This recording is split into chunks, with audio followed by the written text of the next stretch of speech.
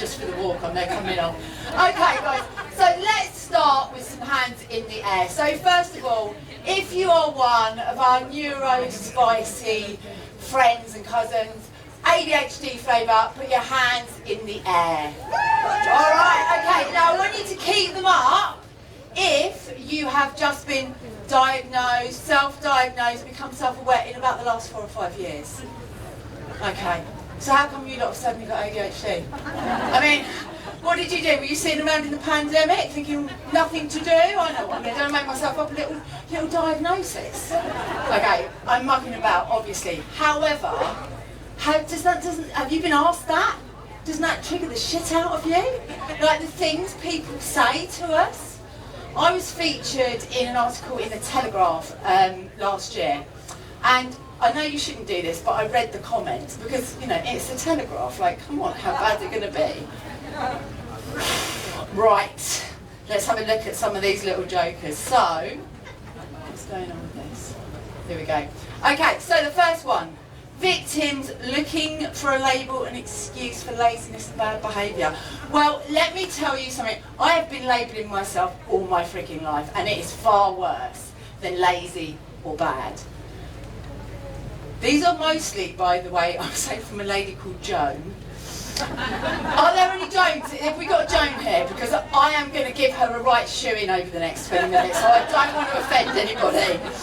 Okay. Neurodiverse is the latest buzzword used an excuse for all sorts of bad behaviour and lack of intelligence. Oh, okay, well, let me just tell you, the first kind of way I came into understanding ADHD, I was a little bit like Joan, I'm not going to lie. So a client of mine who was a really high-flying global head of talent for a huge media company, everyone in this room would know, turned around to me and said, Kim, I think I've got ADHD. And my initial thought was, you've not got ADHD, you're way too clever for that. She did have, and what she did was open a Pandora's box for me that led me not only to my own diagnosis, but to many of my clients' diagnoses as well. And I'm talking about high-flying, high-achieving people. Okay, all the children I knew at my son's school who had ADHD were just really badly behaved children. I'm going to give Joan that one, because actually about 50% of the children with ADHD do have conduct and behavioural problems.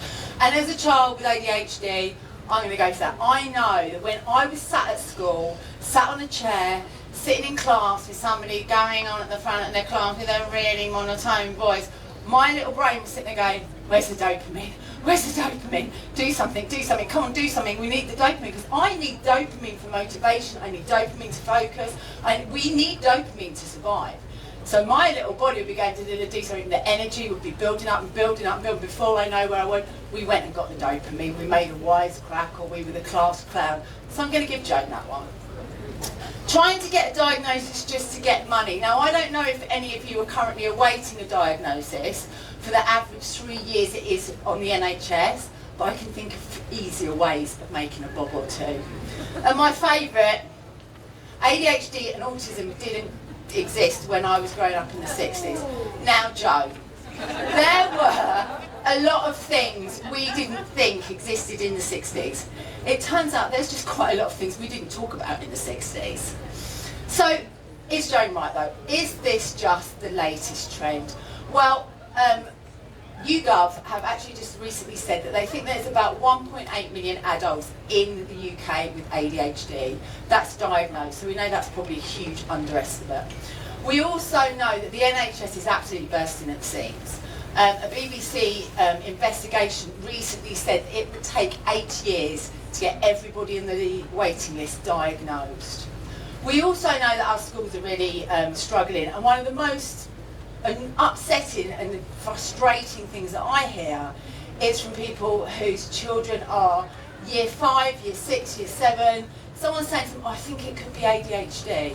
Great, okay, what are we going to do about this? These children are then not getting diagnosed till they are leaving school in year 10 and year 11, by which time they're out of education and they've missed the opportunity to have the support that they require and that would help them have better outcomes.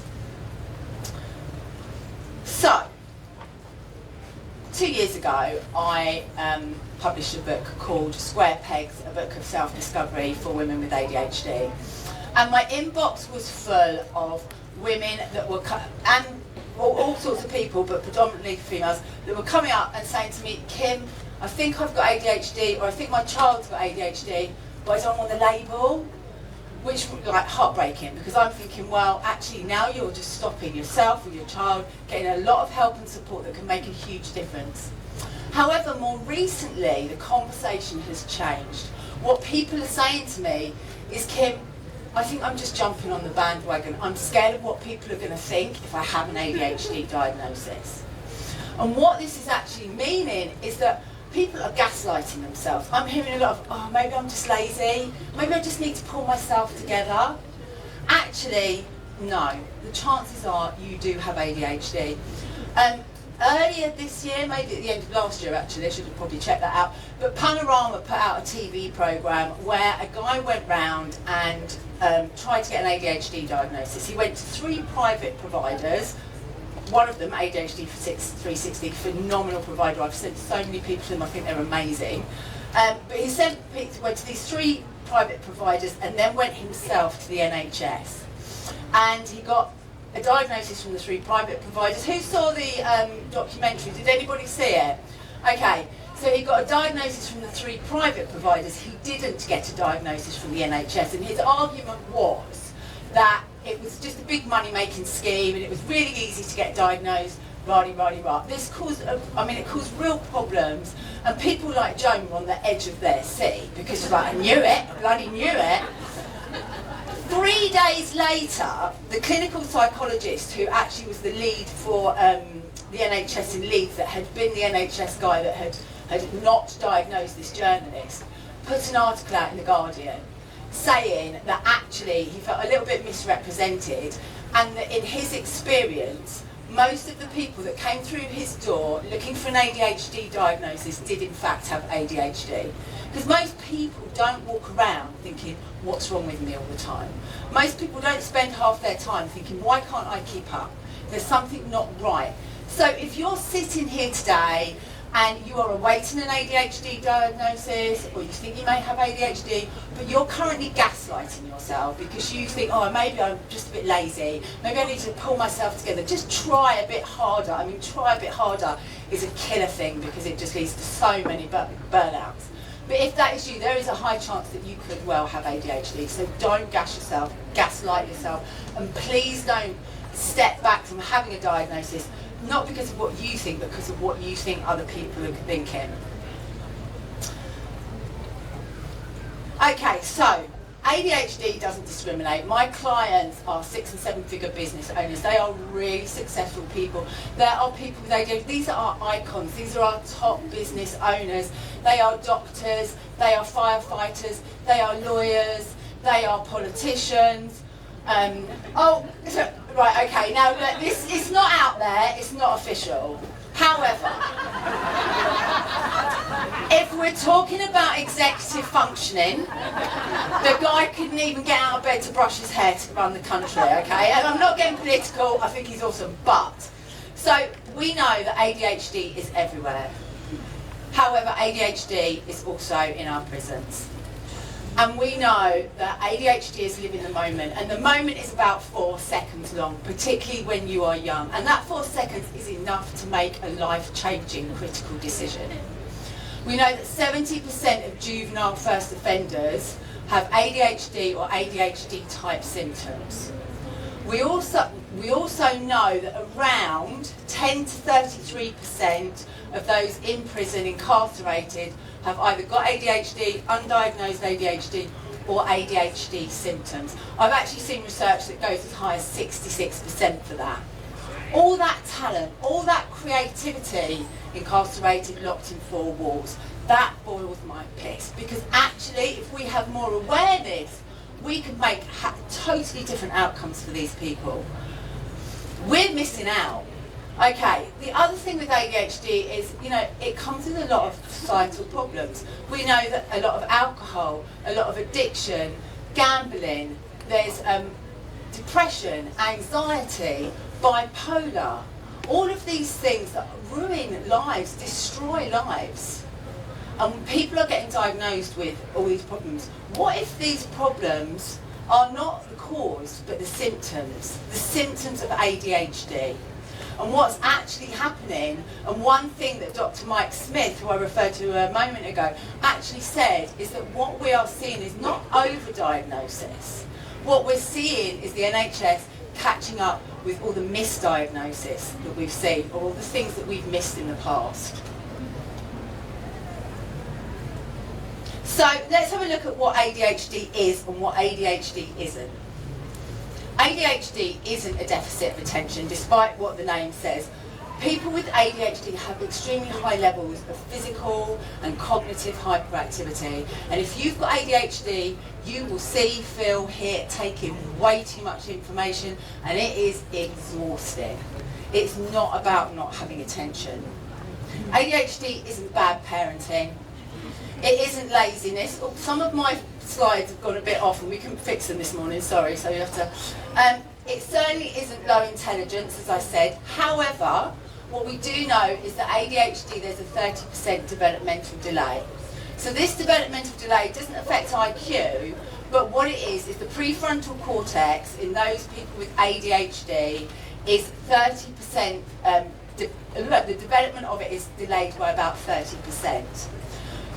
Compared to a neurotypical person, and as G said earlier, if the neurotypical person in the audience would please like to stand up, because I've yet to meet this neurotypical perfect average person.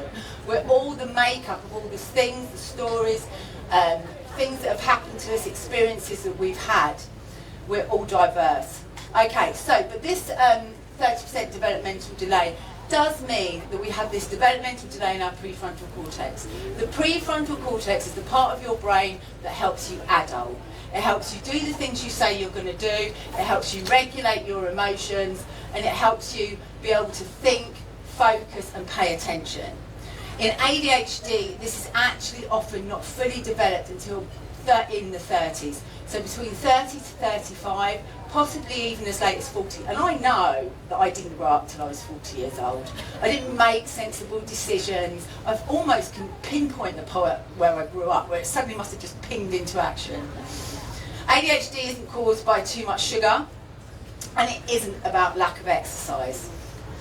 What ADHD is physiological. We know from MRI scans that the brain is 3 to 5% smaller in areas of those affected by ADHD. So the areas of the brain affected by memory, attention, focus, emotional regulation. ADHD is biological. We know that the messages become slow, become scrambled, get lost in the brain. It's neurological, so we know that we have less amounts of neuroepinephrine, I was going to say adrenaline then, and we've got more adrenaline, dopamine and serotonin. It's polygenic. What that means is there is no one ADHD gene, but genes do have a massive effect. So it's just several genes that have the impact that can affect our ADHD. We know that ADHD is hormonal. So tests show that boys, because most testing so far has been done on boys, the research, this is another thing that we're only just getting the research on adults, the research on females, because most testing and most research is done on boys. But what we know is that boys have higher levels of cortisol in the morning in their bloods. Now, if I've got higher levels of cortisol than this neurotypical peer, I may be having the same experience, I may be in the same situation as you, but I will be experiencing life very differently. When my levels of cortisol are high, I'm living in fight or flight. So when something's happening to me, I'm usually wanting to do one of three things. I want to fight, emotional dysregulation. I want to flight, run, hyperactivity, or I want to freeze. Break down and complete withdrawal. Some of the things we see in ADHD. We also know that ADHD is highly heritable. So ADHD is 80% heritability, which makes it one of the most heritable mental conditions. It's 80% heritable, which means it's as heritable as eye colour. So what that means is that if somebody in your family, and it's particularly in your direct line, has ADHD, there's a really high chance that you too may have ADHD. And that, I can't tell you the amount of times I hear a parent come and say, yeah, well, I was reading about my child's ADHD, and suddenly I thought, oh, hold on a minute. It's how I discovered my own ADHD. I was reading a list out to my husband, and I was like, listen to all of this: timekeeping, emotional dysregulation, unorganised, forgetful. Talking about my daughter, I was like, who does that sound? And he was like, that's you, Kim. I was like, who? Me? I'll tell you one thing ADHD isn't, okay? Unless you are talking to a 5-year-old, ADHD is not a superpower, okay? I think if you're talking to a 5-year-old, fantastic, bring it in. I'm a 51-year-old perimenopausal woman, and if you tell me I've got a superpower, some days I'm going to lightly thump you. Because actually, some days ADHD is awful. It is hard work. Yeah, it is hard work. And to actually think that we've got some sort of superpower that we're just trying to get money from makes me very cross. I won't swear again. My mother would kill me that I came on and swore earlier. Okay, let's have a look at why we've suddenly got this explosion. So in 2000, the NHS officially recognises ADHD in children. In 2008, the NHS recognises adult ADHD. In 2018, NICE calls out ADHD as being unrecognised in those born female.